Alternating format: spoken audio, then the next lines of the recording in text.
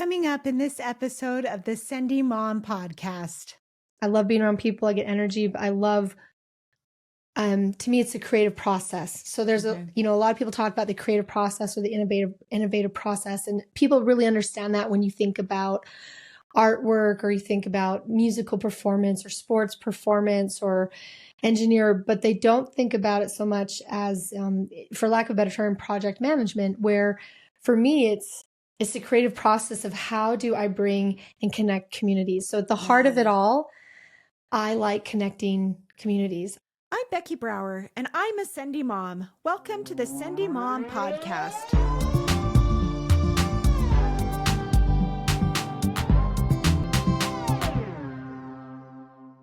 Welcome to the Sendy Mom podcast. Thanks, Becky. I'm so excited to be here. I am so excited to have Jennifer Lambert here with me, and she goes by Jen.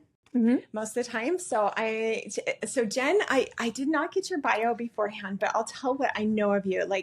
We have known each other for, I guess our kids were probably 8 or a long time. 9. It's been a little while ago. So like 7 years, 6, 7 years or something like that. Our kids were on a soccer team together. Yeah. And my kid he pooped out after, a couple of years. And whereas her son has gone on and is doing some incredible things. So we're going to talk a little bit about that. And with his soccer career, she is also a local realtor and I think you've gotten some accolades from that as well. This last year I got, most years I get the gold award, but this last year I was very honored to get what's called the Page Values Award. So it's the 5 values that are really important: passion, authenticity, inclusion, growth, and excellence. Wow. It's a peer nominated. So everybody in my brokerage, I was the top nomination. So it really, really meant a lot to me to get that award this year. Well, especially for something like that, because that's character,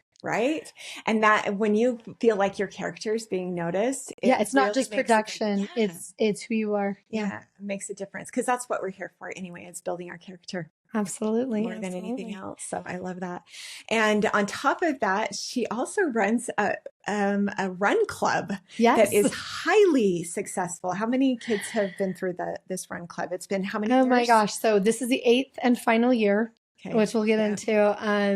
I've done it. I am a passionate runner. And then my kids, I wanted them to be able to run in the summer. They want to do soccer. So that's how it all kind of started. But 8 years, and about first couple of years were 80 to 150 runners, but it's been about 300 runners every year ever since. That's incredible. So a lot of runners. Yep. And all of these things make you a very Sendy mom. It's just, you have been go since the starting line started. Absolutely. Absolutely. I'm super interested to find out what made you this way. How, I'm sure a lot of it is you're just born that way, right? But there are some things some nurturing that goes on as well. So I love that you say that, because my mom's nickname for me when I was little was Busy, Busy Girl. Okay. She said I was always busy, doing things, into things, directing things. I would go visit my biological dad elsewhere, and I was there for a week, and I would direct the neighborhood in a play.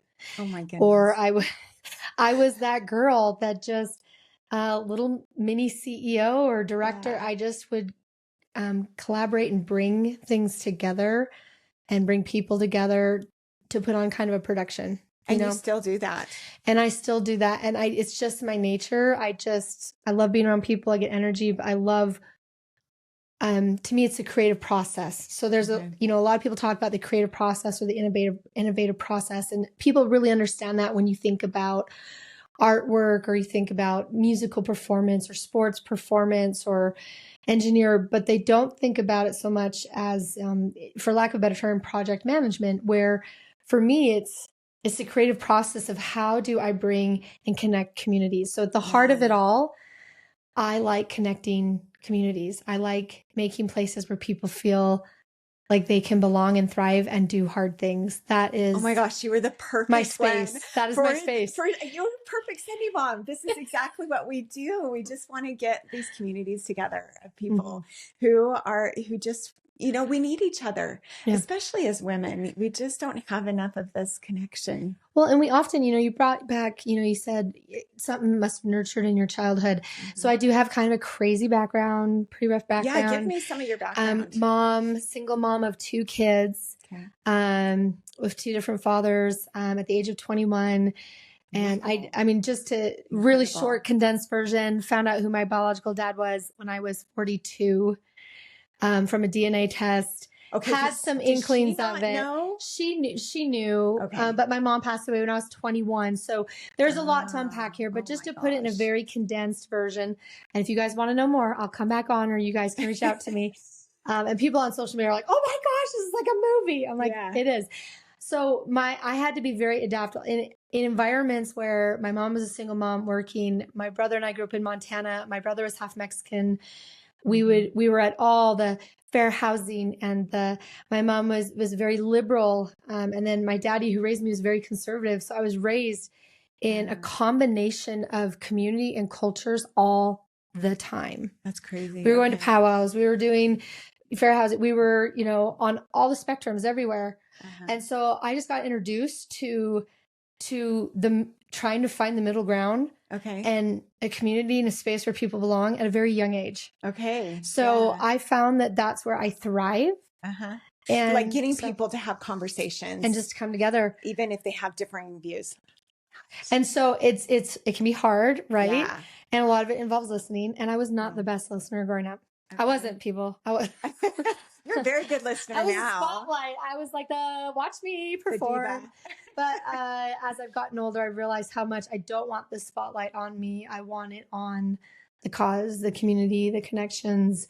And I just happen to have that loud, vibrant personality that can do it, that can bring people together. And that's where you get your joy too. Like my night of gnocchi. It's like I convinced my husband and son, hey, you got to make gnocchi for 50 people. Let's go. That was We've never done it before, right? So how do you make gnocchi for 50 people? Well, let's figure this out. And you did. And it was so great. So I'm just when I listened to your podcast, the first one, the very, very first one where you talked about it, I'm like, oh my gosh.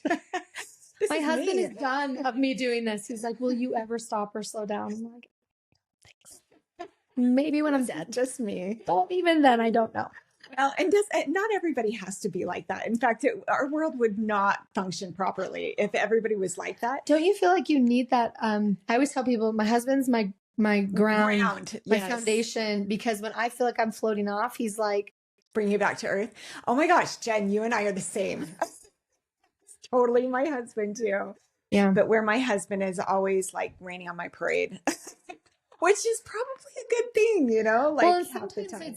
It can be, they're supportive when they need to be, and they're also the fact checker or the reality checker. And sometimes they're right by my, you might experience this. My husband will be right by my side on a lot of things. And sometimes he's like, you bit off a little more. Good luck chewing that. Yeah. This is where and he's very supportive, because people always say, I have a neighbor that's like, that knew my family, and she's like, your husband's really, because he's not the outspoken guy. He's not the one that's in the spotlight.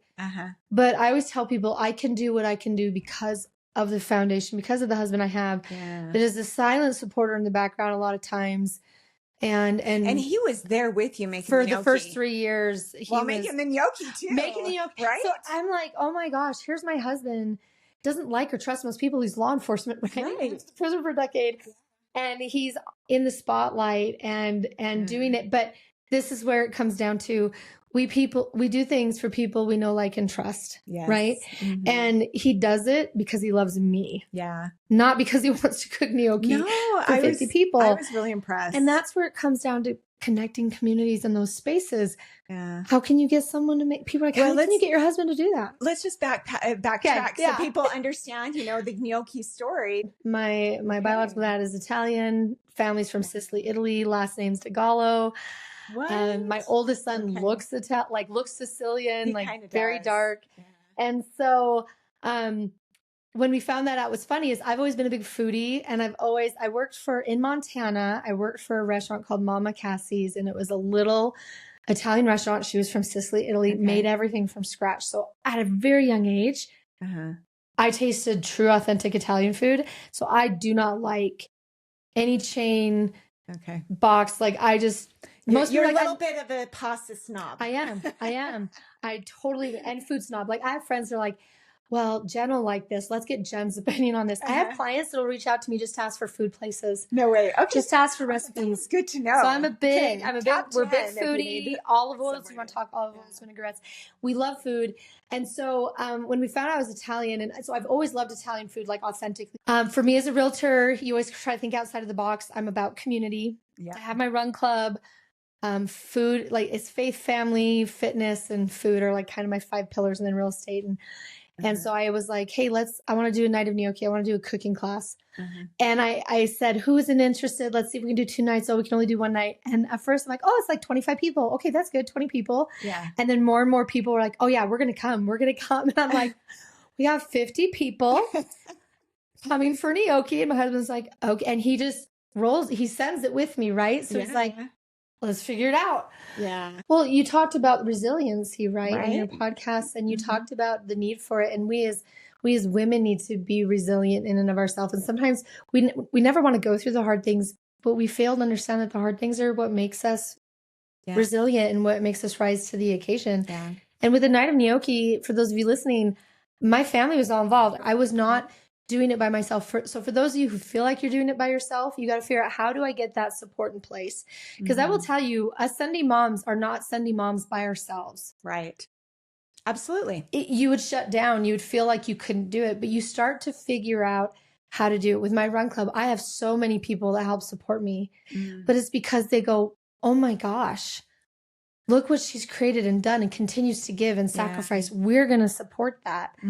And that's what brings people together, is when people feel like a part of something and they have a value or an importance in shaping that. Yeah. Right. And, you know, when I got the real estate award for the page values, I had and she's actually, I think, the second producing agent this year so far in the brokerage. And she came to me, she said, you're my hero. You're my role model. I want to be just like you. And I'm like, aim higher, girl.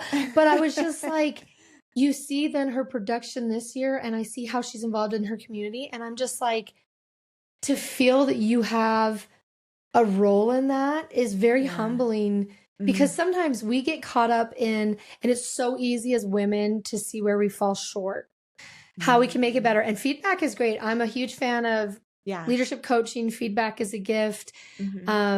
Everything that I do, what could I have done better? What went well? We did that with the night of gnocchi. Like, okay, what went well?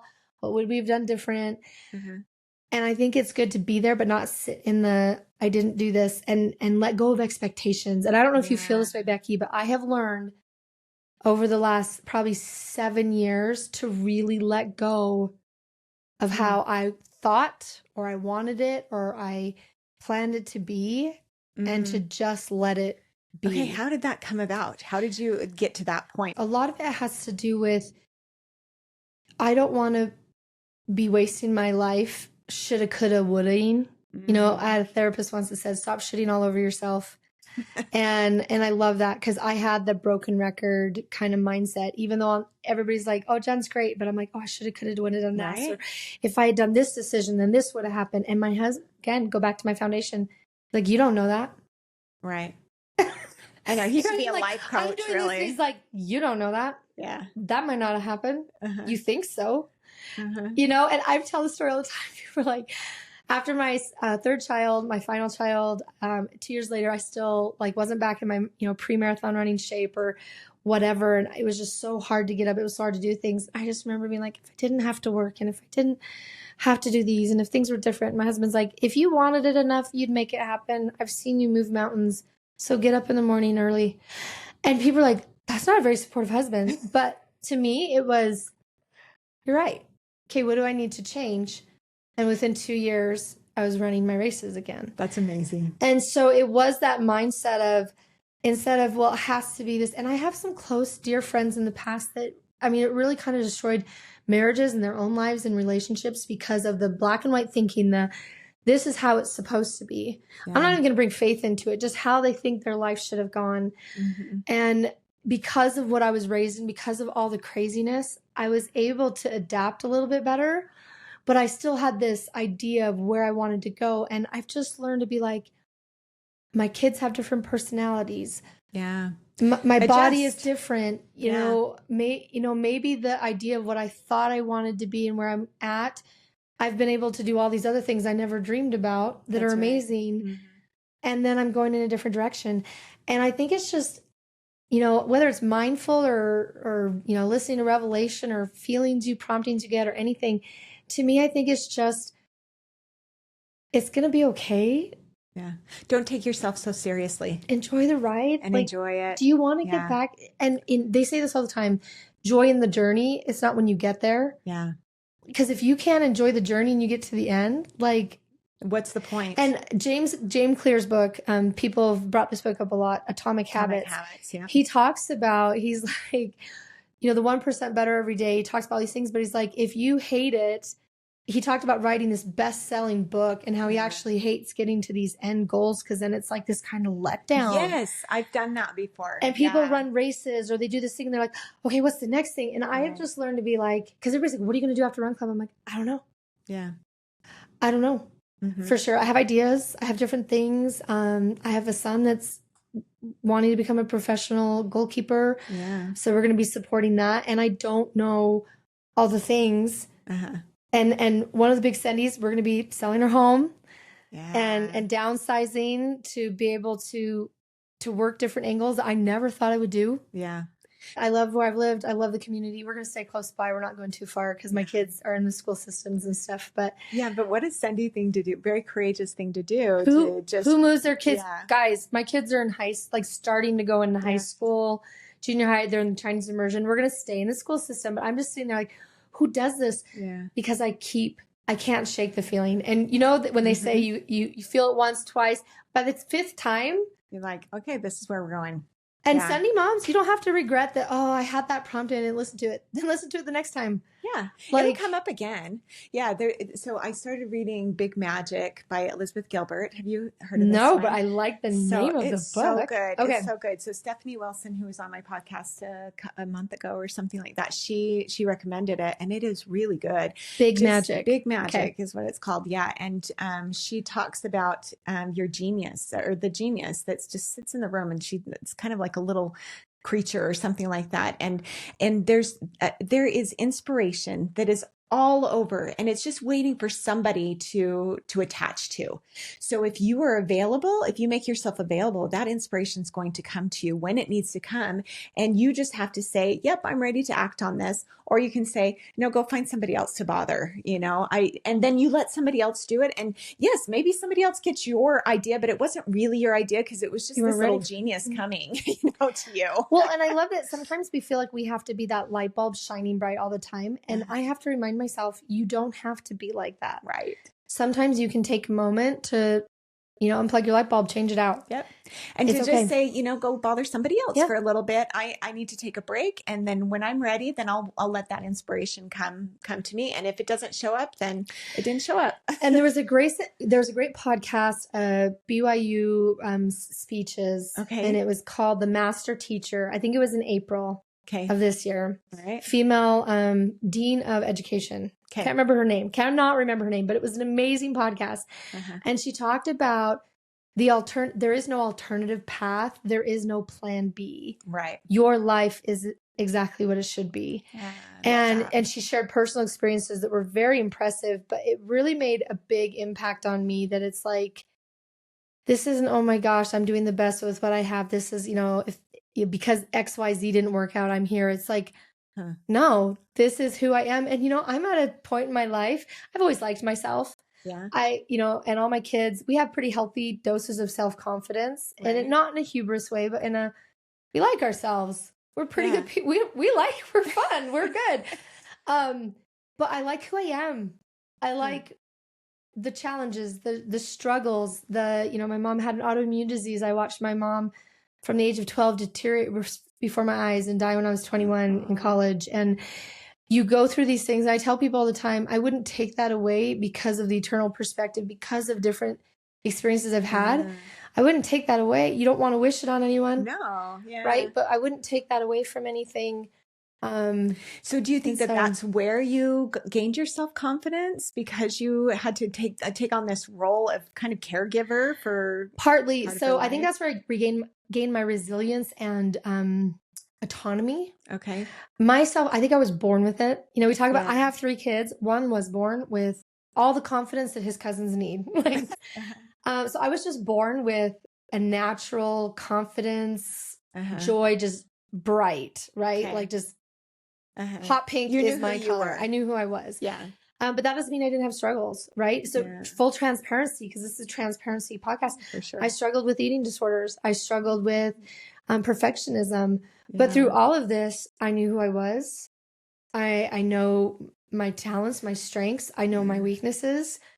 And that's okay. Yeah. Like, Okay, let's back up because you said eating disorder. That is not generally associated with high confidence levels.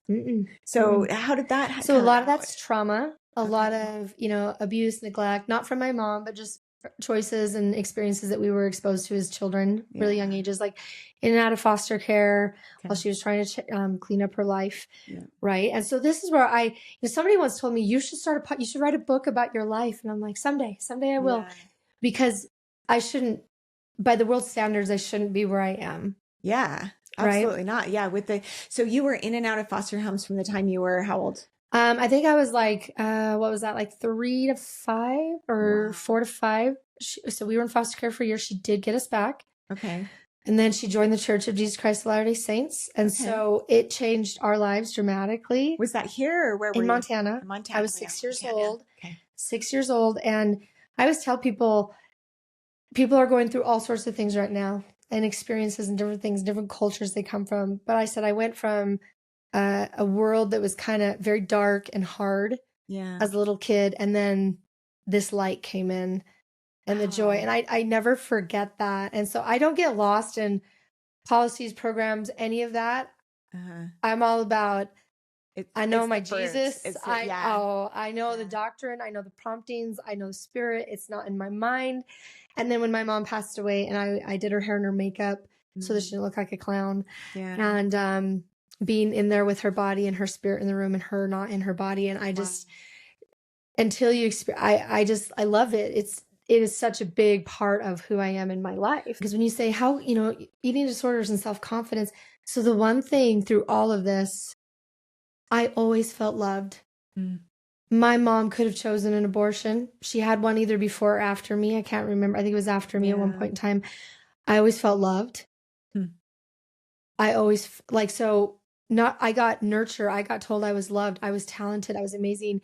Mine was trauma from experiences that we were young, my brother and I went through.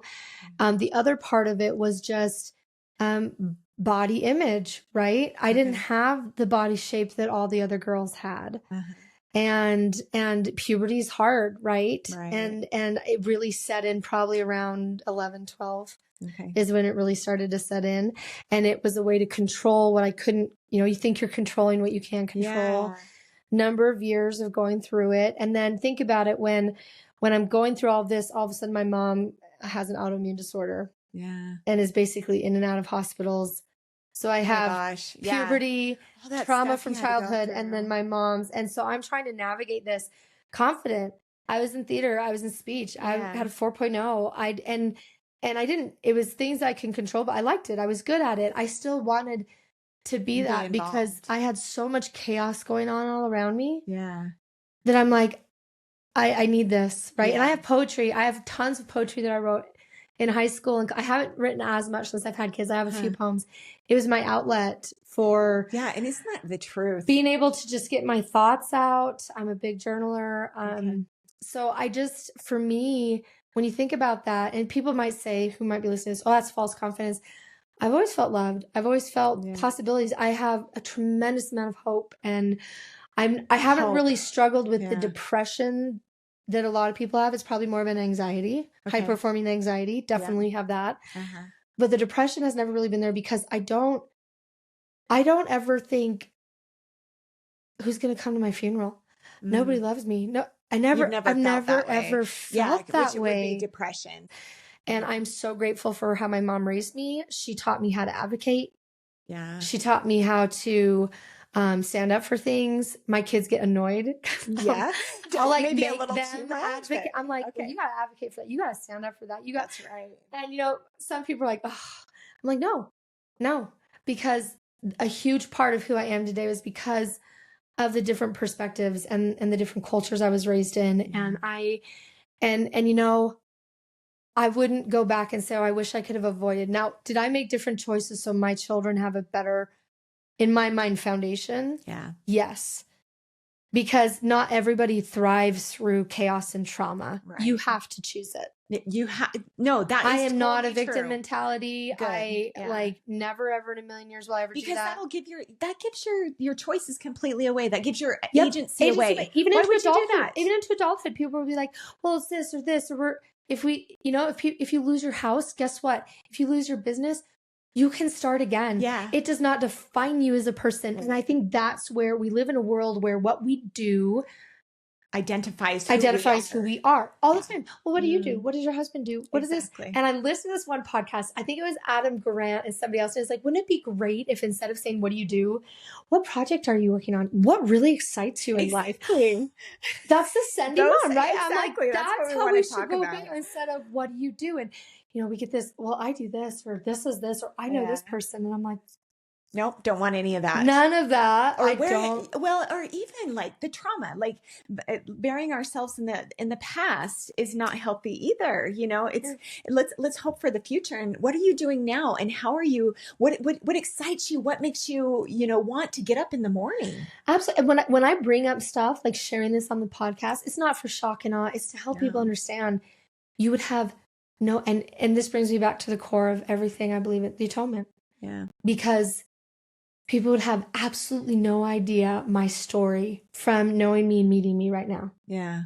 No clue. Nope, I didn't. No clue. Close friends. Like, right. People don't know so many things. I'm like, because the atonement of Jesus Christ is real. Yeah. If we'll receive it. Yeah. Receive is my favorite word in the gospel. Because it implies if we choice. Receive it, you have to receive it. And so you have to receive being a Sendy mom. Yeah. You have to receive. And guys, I don't, my energy level as perimenopause hits, it's a real thing. I'm trying to navigate this. Yeah. But instead of being upset that my mile time's slower, I don't run as much, or I don't have as much energy to do all the things. Yeah. This is one reason why my run club that is such a big part of my life and I love so much is the final chapter. I'm closing that chapter because, okay, I've got to figure out I don't have energy and space for all this anymore. This is a big part of it that I need to close down. And then open up. Okay, there's gonna be magic that big magic. Big magic's gonna come and have a new idea, project, new idea for me to work on. Yeah. And so that's where I'm trying to make space for that. That's how I feel like I'm being a Sendy mom. We're doing some crazy things like selling our home and downsizing and stuff. Yeah. But at the same time, and people are like, well, it's not the right time, or is it the right time? Well, you should do this. I'm like, there is no ideal time for anything in life. No. There's no ideal time to get an education, get married, have kids, start a business, sell your home, buy a home. Stuff might make sense more on paper or numbers. And we get it right. You're married to of course. Financial guy. Yes, exactly. At the end of the day, in my mind, I'm like, not starting, not doing. Yeah. Is to me, not choosing is the only failure in life. I love that. Not choosing is the only failure in life, and just being okay with where you are and not moving, because then you have no growth. You're going backwards. Yeah.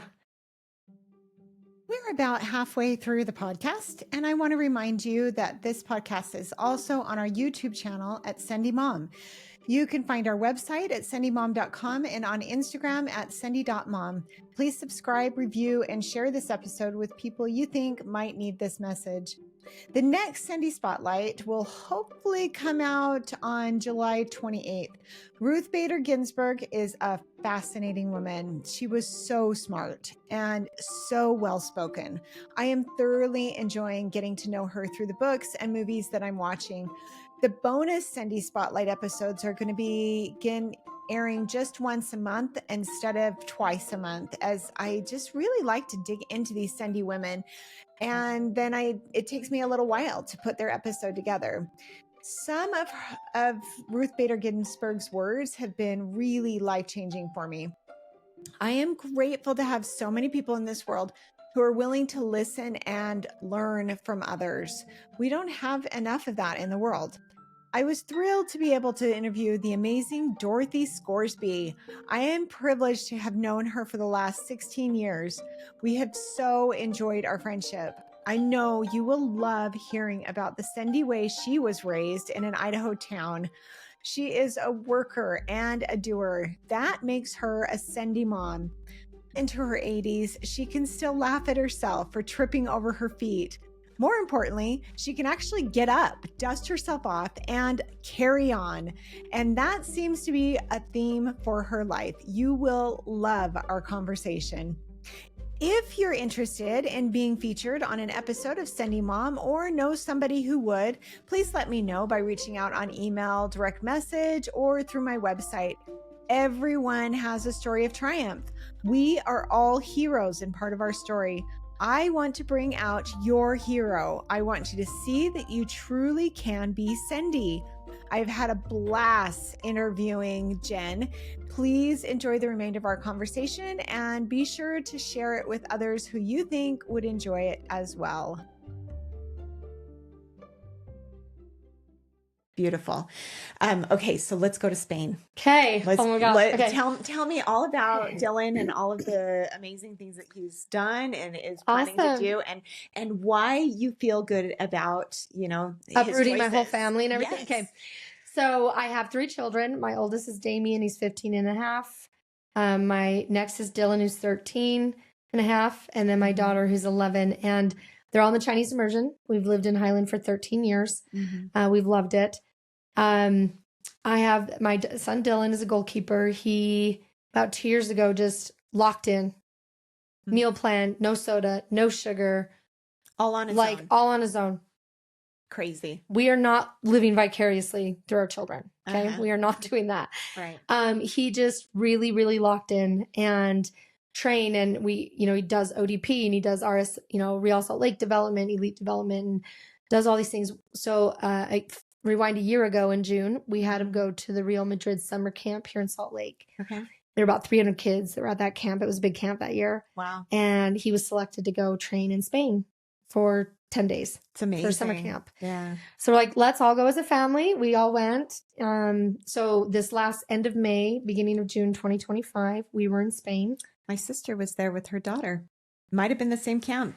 It might have been. Yeah. Madrid. It was in Madrid. Okay. Yeah. Madrid. Yeah. So we were there and he was out with, there was 4 friendly games and he's an incredible goalkeeper. Every time we have trainings, they're like, as long as he grows to at least 5'9". Yeah. He's got potential. They're like his skill and ability at this age reflex, oh my gosh, it's very rare to see kids this talented this age. Right. And it's not me being a proud mom. It is constant feedback from coaches, training. We got him performance coach training, mental training, to help him be able to put things in place to support that. So this last year that we've known, we were preparing for that.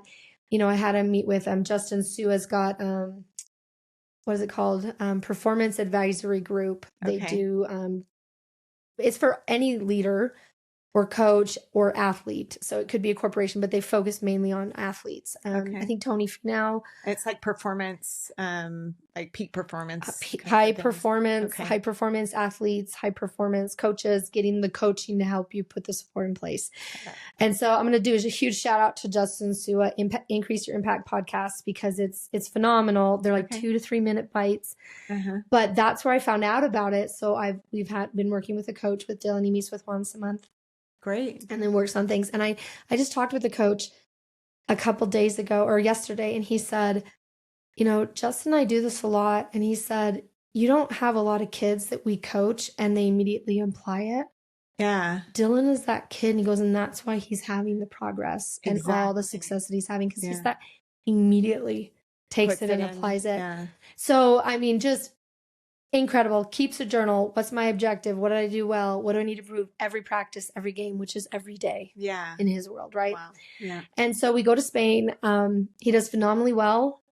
It was unbelievable. The Spanish coaches and players would come up to him and say, "You're amazing. Especially as a goalie too, that's super important, right? It's a very, very hard position, mentally, physically, and he's very athletic. So it's, when they're younger, people think, oh, the slower kids go to goalie, or the kids who don't want to run.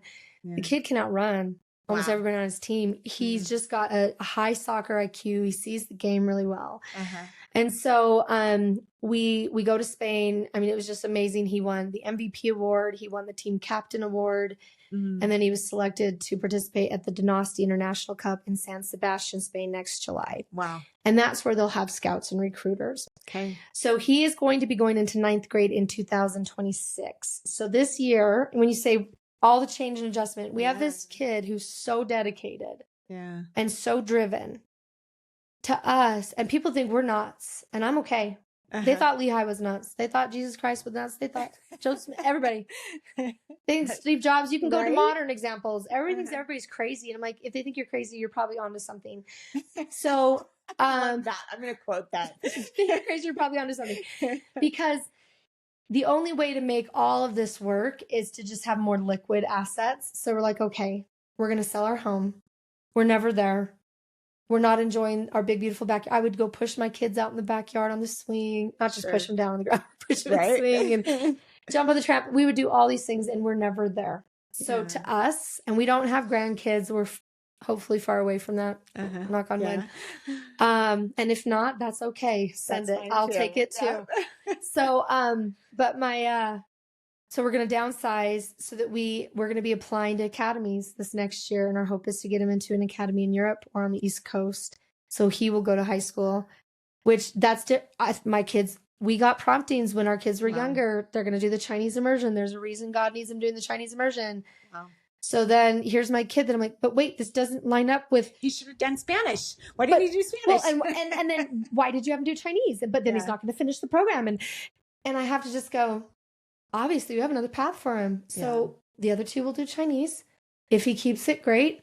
Yeah. If not, he's got 8 years of a basis for him. Yeah, exactly. And so that's the goals. And we're just going to downsize and live locally, like in Highland in a townhome or something. But I'm trying to simplify my life so that I can help support something so much bigger than me. And I'm really excited. For so many years, we focus on our own goals and our own passions and all these things we want to create. And I have an opportunity. Our family has an opportunity. And this is hard on the other kids in a good way, but it's hard because they have to make sacrifices to make this happen. Right. And everybody's like, but what if he doesn't? And the odds are, and I'm like, don't care. Worth it. Well, like what is and I say, what is the tell me the true downside. Right. If all of it implodes and flops, what is the downside? Well, and because honestly, it's the way that you look at it, I think. So as you're making these plans, this huge upheaval or whatever, you could look at it and say, this is a big sacrifice for our family. This is a big sacrifice for my children. I'm giving up my run club that I've loved. I'm giving up this home that's beautiful and whatever. Oh, that poor me, poor me. Or you can look at it as, this is a new adventure. This is so exciting. We get to maybe move to Spain and maybe we're going to go back east and we're going to meet new people. Or we're going to be traveling more. We're going to be supporting and be there every step of the way. And so to me, I really do. The preparation is the exhausting side because there's so much to be done in the next few months. Right. And I had to try to calm myself the other day and just be like, okay, let's just focus on who are the right people that I need to talk to help support me.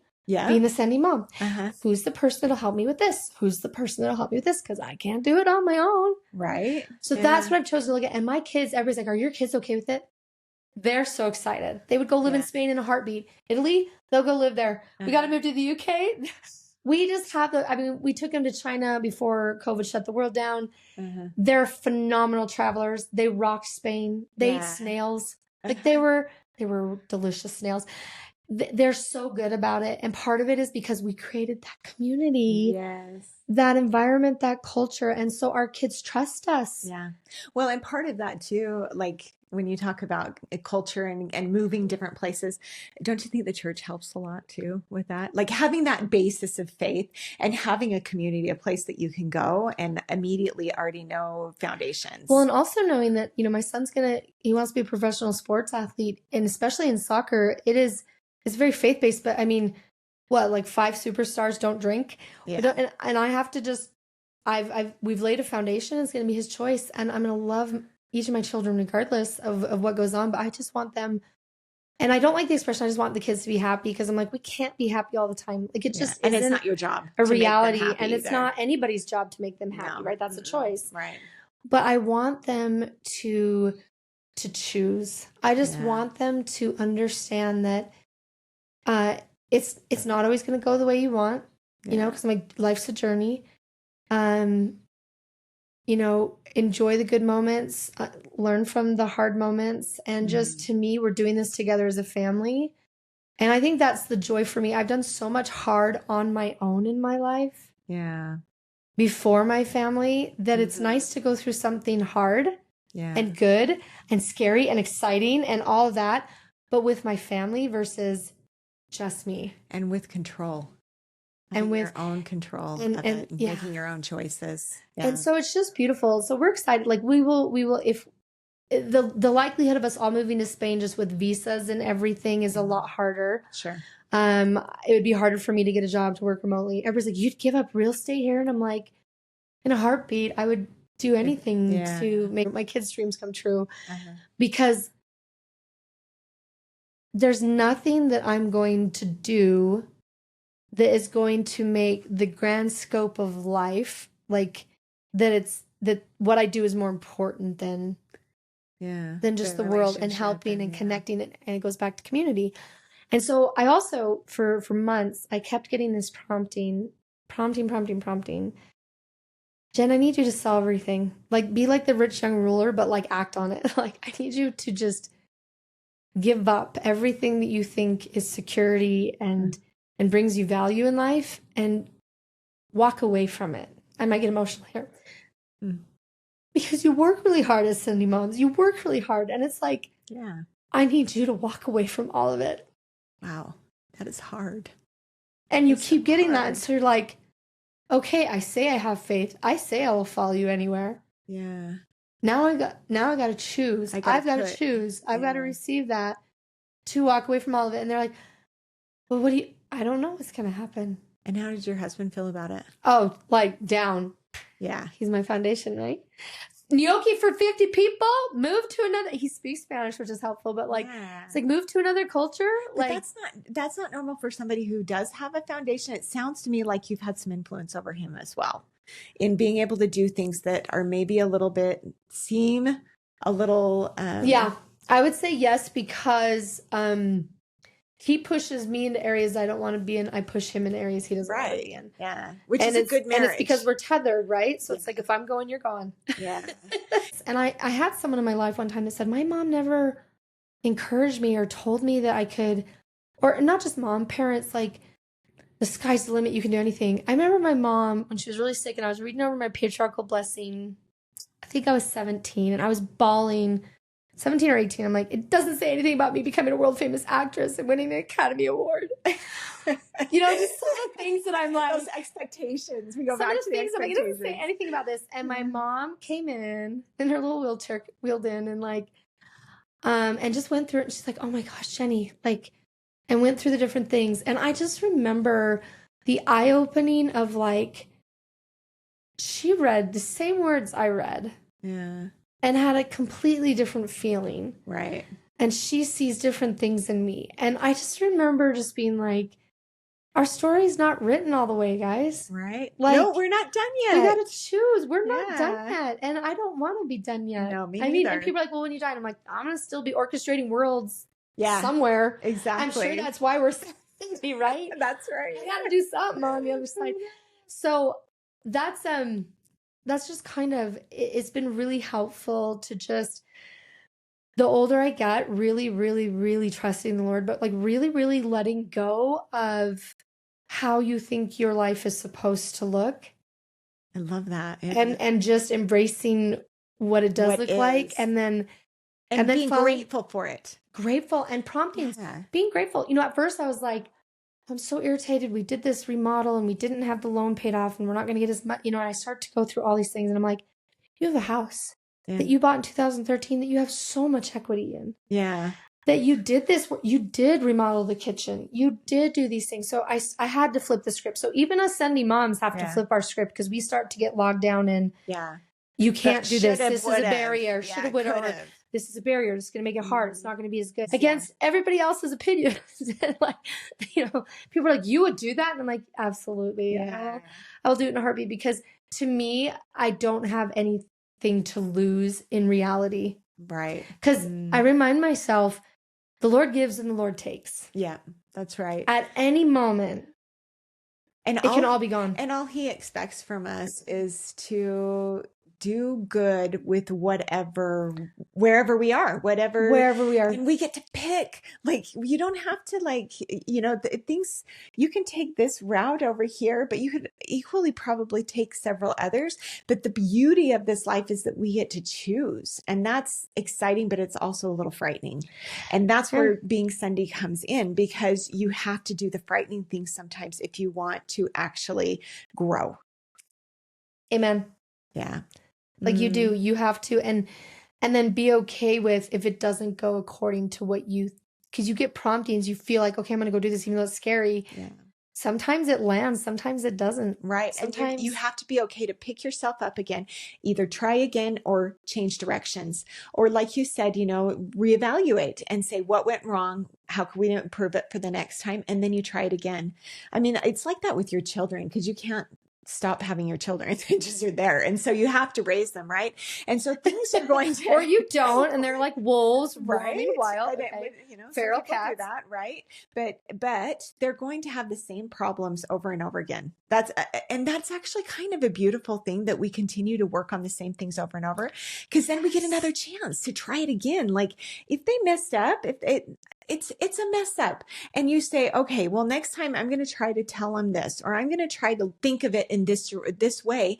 And the more you do that, the better you're going to learn. And if we refuse to do that and we keep doing it the same way over and over and over again, we're not going to have no growth. Well, and it's insanity, doing the same thing over and over again and expecting different results, right? I think it's Albert Einstein said that's the definition of insanity. And this is going to sound crazy, that I say sometimes it's okay to not try. It's okay to think about it. It's okay to wonder. It's okay to formulate. And I always tell my kids, feel your feels. Yeah. And it's different because my husband's not. Like he doesn't come from an open communication family, and he's not that. He's very tender with the kids, but he's not that feelings person. Whereas I'm like, feel your feels. Yeah. It's okay to feel what you're feeling right now. Yeah. And like after every game, if there's a tough game, it's like you can be disappointed in yourself, in your team, whatever, but you got tonight, and then tomorrow we get back at it. That's right. Yeah. And it makes a big difference. And I have to remind myself that, because this next 3 months of my life, I feel like vices are around my head. I'm like, every day I'm like, how am I going to do this? Yeah. It's overwhelming, between work and my kids and summer and soccer and how do I know the right academies to reach out to? And and every day it's like, just like, go, Jen, just like, go do something. Do something a little bit every day helps. And then, I'm like, at the end of the day, and my husband is so good about this. So those of you who haven't done this before, I really recommend you do this. He walks me through worst case scenario. Now, part of it is he is law enforcement, worked at the prison for a decade. Like, you're trained for worst case scenarios. So there have been times where I go through some really, really hard things and I'm like melting down, and he'll be like, what's the worst case scenario? Okay. Yeah. So worst case scenario, we go through it and he's like, how does that feel? And I'm like, doable. Okay. Yep. And I'm not talking worst case scenario, like all my kids die and I'm left and my family dies and I'm left by myself. Sure. Like, I don't go there, because that's what just paralyzes people. Exactly. Yeah. But when it's stuff that your fears or things that you're going through, whether it's financial, emotional, physical, health, whatever it is, it's just go to the worst case scenario. Well, put it down, and then risk management too, and then work through it, right? And then realize, okay, now that I know what the worst case scenario is, let me put the pieces back. Let me get that. So that we don't have the worst case scenario, right? I think it's really important. That's part of being cautiously crazy, right? Is by, if you think it through ahead of time and you can see that worst case scenario, then you can make changes so that worst case scenario never comes to pass. And then if it does, you've already processed part of it to where it's not this tidal wave. You're like, okay, Yeah. part of the expectation of what could happen. And I think that's where in today's generations, people are so scared to try because they feel like I have to get it right. Yeah. The housing market, schooling, AI's coming in, like, Yeah. oh my gosh. I'm like, guys, there is no one right way to do anything. And, and there's not one president that's going to ruin it for the Or entire make it nation better for or make everyone. it better. Exactly. You just take it a day at a time. You do the best you can within your sphere of influence. And I think that is a good goal to have. A great goal to have. And it all comes from start where you're at right now, right? Yeah. Choose, receive that. We all have backgrounds. We all have stories. We all have hardships. Yeah. We all have the capacity to do and create amazing things. Yeah. And I'm really grateful. Some people would call it luck with things I've been blessed with. To me, I call it, I'm not opportunistic, but I'm open to receiving those opportunities and to being a part of and belonging to communities and to relationships and to things. And a lot of people aren't willing to do that. And so I think a lot of people don't receive because they're not willing to receive. No, because they shut the door with whatever in life. Well, and it very well could be because of trauma or because of experiences where they've experienced rejection or whatever. So they've closed those doors. They put boundaries. But you have to receive the pain. You have to receive the rejection to work through it to then go, okay, now we're going to try it again. And you don't get any better at something if you quit trying at it. You're going to be bad at it before you're going to be good at it. So, which I love so I just want to tell you that is what I struggled with in my adolescence. Part of it was everything going on around me. Yeah. So you're a musician, right? Yeah. Beautiful piano player. I come from a long line of musical talent, and I didn't get the perfect ear that everybody else in my family got, perfect pitch, but I played the cello. And I don't like not being good at something and having to work at it. Yeah. And nobody does. Who likes? Nobody does. Everybody wants to be good at it. But it's interesting because it goes back to Carol Dweck's growth versus fixed mindset. Right. So those of you who don't know, growth mindset is willing to try different things, take on new challenges, being a Sendy mom. Like that is growth mindset. And kids at young ages. And then the fixed mindset, and this is an example she gave in the book. Growth-minded Sendy kids would do a puzzle and then they'd ask for another one and get better. Yeah. Fixed mindset kids would do the same puzzle and just get really fast and good at it. Yeah. I was that fixed mindset kid. Huh. Carol Dweck in the book, she's like, I was that fixed mindset kid. Yeah. I have just a story. My neighbor across the street, their daughter was a very growth mindset individual, and my son Damien was more of a fixed mindset. And he's gotten better, but he very much, you could see it at the different... Yeah. Just keep doing the same thing because I'm good at this. Or I won't try this because I don't know. And I remember this neighbor girl got rollerblades on and she was trying to do it. And she was leaning on me. She's like, I'm not very good, but I'll get better. And just didn't care that she was atrocious. And then like within weeks, she was like zipping around. And I'm just like, I just remember being like, that is one of the most growth mindset kids. Huh. She was fearless. She was like, I'll try it. Yeah. So what if I'm not good? I'll keep doing it. And so often a society and the way we are cultivates this. Well, if you're not good at it, go find something that you are. And I'm like, that's not how it works. No. And we're so averse of failure that we just won't even try things because we're afraid that we're going to look foolish or that we're going to fail at it and feel bad because we don't want to feel bad about it. Right. So it's the way that you come back from the failure or from the rejection or the disappointment or the things that go on in your life or the trauma. It's how you choose to, and that is the growth mindset, is deciding I'm going to choose, instead of ignoring these feelings, I'm going to say, yes, I had this trauma. Yes, I had this failure. I had this rejection. It feels awful. I hate it. But I'm going to change this and I'm going to try it again and see if it goes a little bit better next time. I love it. Yeah. That's exactly what it is. And I think it's what my hope for especially women is that we don't wait for that opportunity. We go seek it out. Right. Yeah. I just hear so many women that wish that they could go back, and I don't wish that I could go back. I wouldn't change anything. I really wouldn't, because again, I like who I am. That's a blessing. I like my life. I like so many things that I have in it. And that's where now it's the Sendy crazy, like, go sell your home and go change everything. And it's like, okay. This is like serious crossroads stuff, especially the perimenopausal and everything too that's going on. Very serious. But you're just jumping into it, and that makes you really Sendy. And sometimes we choose Sendy. I want to bring this up, Becky. Sometimes we choose Sendy. Sometimes it's put upon us. Yes. So I want to share this real quick before we end. In 2018, I had this prompting in October, and I wrote it down on my phone, and it said, get ready. There's going to be some big changes in your life, and it's going to be hard, but there's going to be opportunities coming towards your way. So it was after my first year I did Run Club. Okay. And I just had this prompting in October. I'd been doing leadership development consulting for about 5.5 years. Okay. 2 weeks later, I was let go. They downsized the company. I was top performer, let go, came out as a complete shock to me. Yeah. I had to have flexibility. I had little kids. I'm like, oh my gosh, I'm the main breadwinner. Like, yeah, so hard. What are we going to do? We're going to China in 4 months. Like, I'm just sitting there like, and everybody's like, do real estate. And I'm like, but it's commission and oh my gosh. And so many blessings came from kind of being forced into, but I chose to, okay, let's go that route. But I didn't choose to get let go from my job. No, yeah. I didn't choose to have all this stuff. And then all of a sudden I'm going, and it was pre-COVID, because pre-COVID, there was no remote work from home, all the flexibility in the world. Mm-hmm. My kids couldn't come in the back of screens and people would think that's cute. Like it was, what's your child doing in the background? And I'm like, yeah, really? I'm getting my work done. Right. Yeah. I happen to have a crying child in the room next door. You're okay. Like that was my mentality, but that was not corporate America. Right. And so then I decided to do real estate, and just the blessings that have come from it.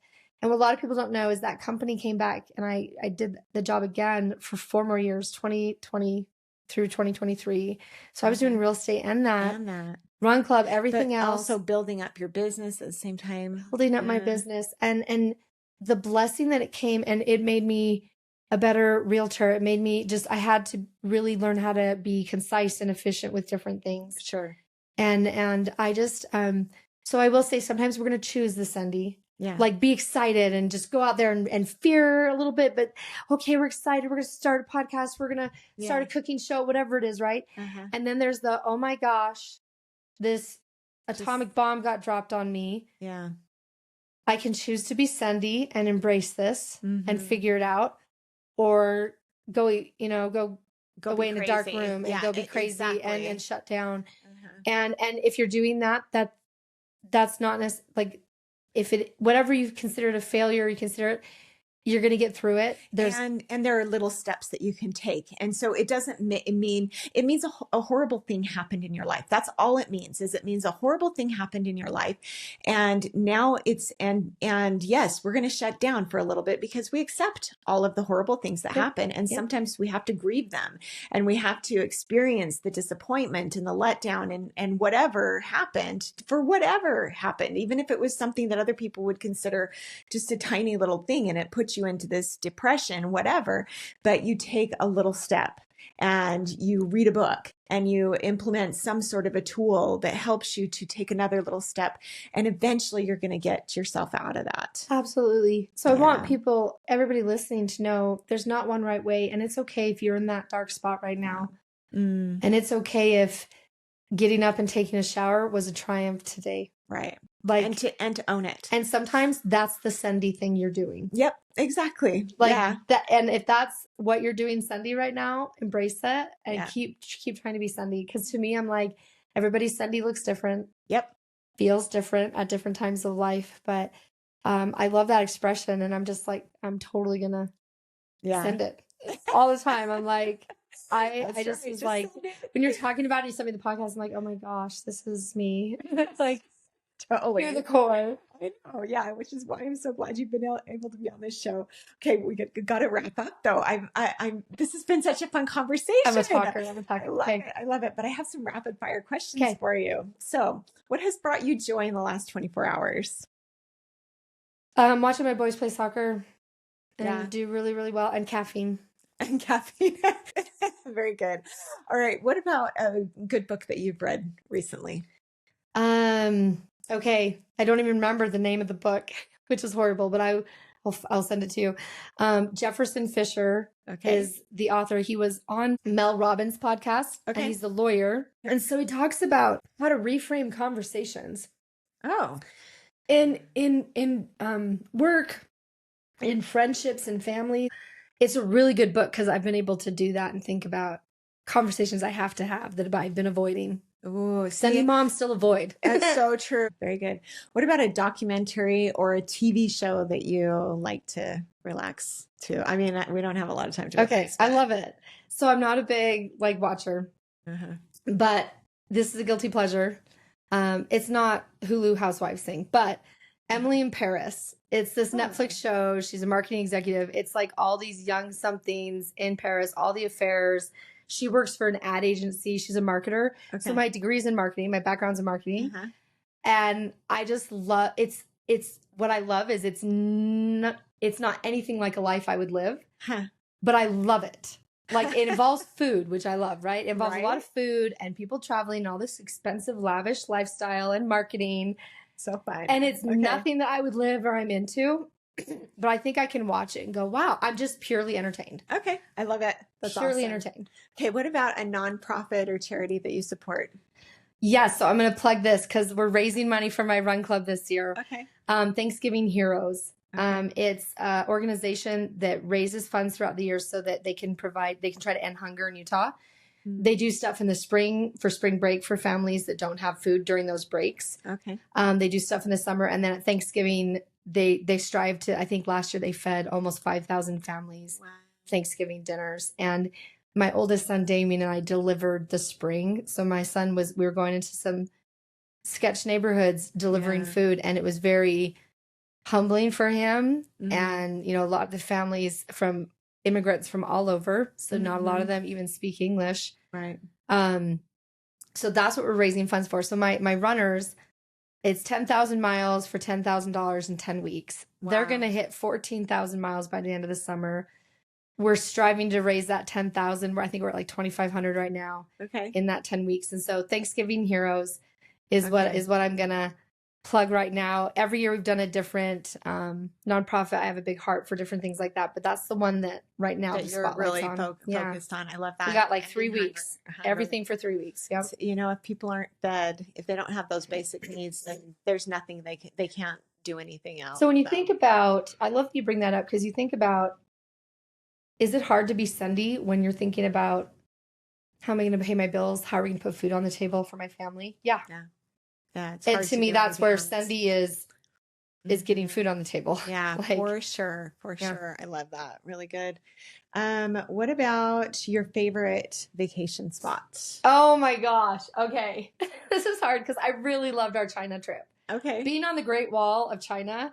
It's amazing, but I still have not been to China. And just so you know, I sprained my ankle, 3rd-degree sprain the night before we left for China. Went to the hospital. I'm like, is it broken? I was bawling. Oh yeah. And it was on a flat run, 3 mile, just like trying to get my run in. Yeah. And I was like 7:58 minute mile pace at the time. I'm like, I just gotta get my run in before I go. Yeah.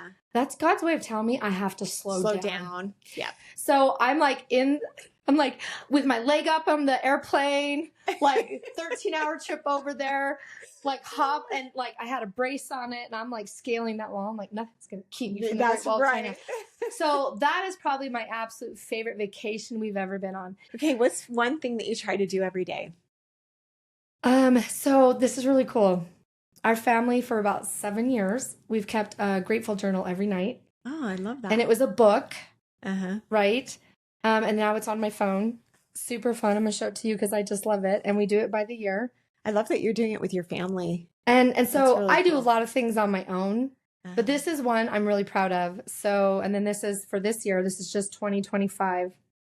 Oh my Gratefuls. Goodness. So we have our scripture study and we discuss things that bring us, connect us closer to Christ. And then we do gratefuls. And every day we go through and we say what we're grateful for. And it can be soccer games, that they won an award, that it was a good dinner, that I didn't cry today, whatever it was. Like one day at the beginning of the year, I had an 86-point Scrabble start to the game. I'm like, right, 86 points.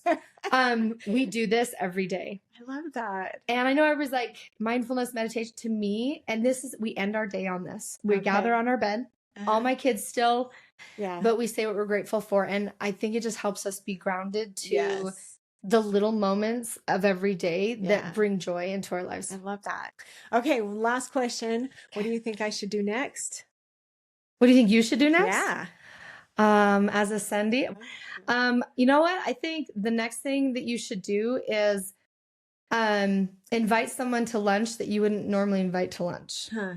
Like, to me, the more we can put ourselves around, it's so easy to be around people we like and we get along with. It's a lot hard. And I'm not saying go into like negative, bad situations, but I'm saying think about the people you might not normally come to the top of your list, or that might be a little more challenging. And I get along with a lot of people. I can talk to the blank wall, right? I mean, I can do that, carry on a conversation with myself.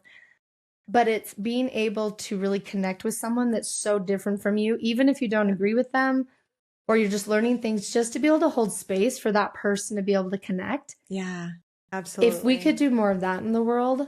Oh, what a beautiful world it would be. Yeah. Just accepting. I love it. This has been such a great conversation. Thanks so much for being with me, Jen. It's been so fun to get to know you better and see all the Sendy things you're doing and the future that's ahead of you. I love good conversations like this, and hopefully it touches someone's heart. Yeah. Well, thanks for being a Sendy mom. You're welcome. All right. We'll see you next time. Thanks. In the words of Eleanor Roosevelt, do something every day that scares you.